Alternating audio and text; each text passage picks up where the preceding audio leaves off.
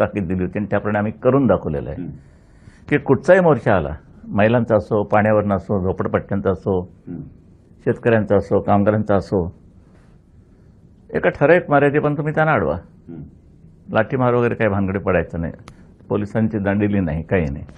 मग काय करायचं तुम्ही, जो मंत्री त्या प्रश्नाचा संबंधित असेल त्यांनी 6वा 5वा माळा उतरून रस्त्यावरती त्याला भेटायला यायचं, रस्त्यावर, आणि त्याला विचारायचं, बोला काय आहे तुमचं म्हणणं. ही लोकशाही आहे. म्हणजे निवडून येण्याच्या अगोदर जे काही तुम्ही लावता, झुकता वगैरे वगैरे, ते कायमचंच राहिलं पाहिजे.